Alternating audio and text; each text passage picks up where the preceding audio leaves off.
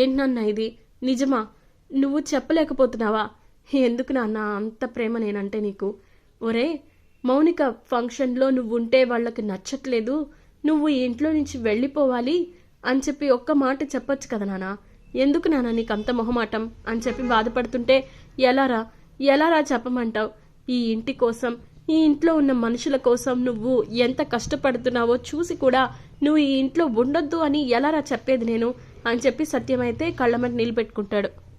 పర్లేదు నాన్న, నేనే వెళ్ళిపోతాను అని చెప్పి బాలు అయితే వెళ్ళిపోయి ఇంకా చెట్టుకు కొంచెం దూరంలో ఉన్న చెట్టు దగ్గర నుంచొని బాధపడుతూ ఉంటాడు. ఇదంతా చూసిన మీనా అయితే చాలా ఎమోషనల్ అయిపోతూ ఉంటుంది. ఈ ఇంటి కోసం, మౌనిక కోసం, తన ఫంక్షన్ కోసం ఎంత కష్టపడిన ఈ మనిషి ఫంక్షన్ టైంలో ఈ ఇంట్లో లేకపోతే నేను మాత్రం ఎలా ఉండగలను? ఏదైనా చేసైనా సరే ఆయన్ని మళ్ళీ ఈ ఇంటికి తెప్పించాలి. ఈ ఫంక్షన్లో ఆయన ఖచ్చితంగా మౌనిక ఫంక్షన్లో ఉండి తీరాల్సిందే అని చెప్పి ఆలోచిస్తూ ఉంటుంది.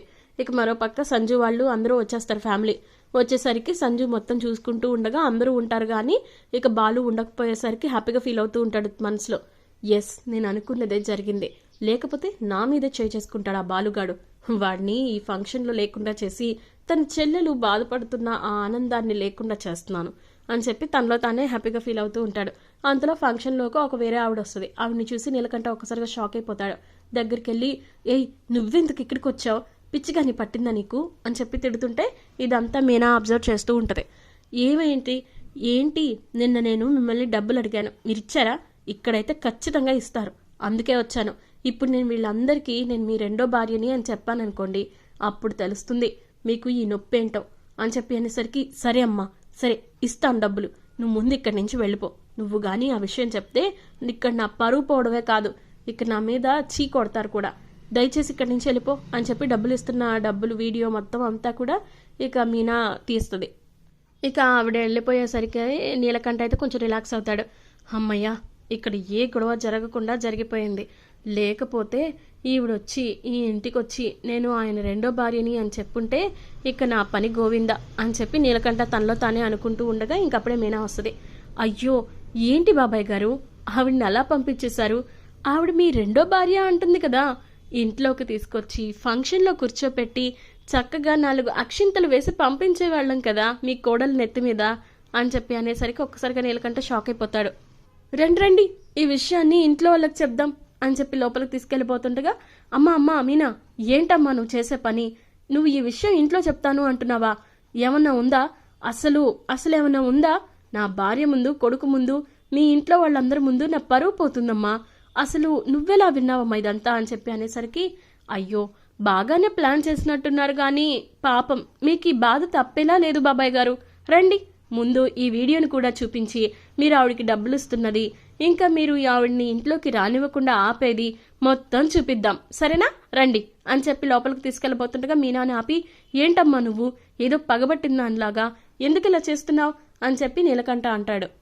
ఆహా, మీరు మాత్రం అమాయకుడైన నా భర్త మీద పగబట్టి ఆయన్ని మౌనిక ఫంక్షన్లో లేకుండా చెయ్యొచ్చు, కానీ మీరు మాత్రం ఇలాంటి పనులు 100 చేయొచ్చు.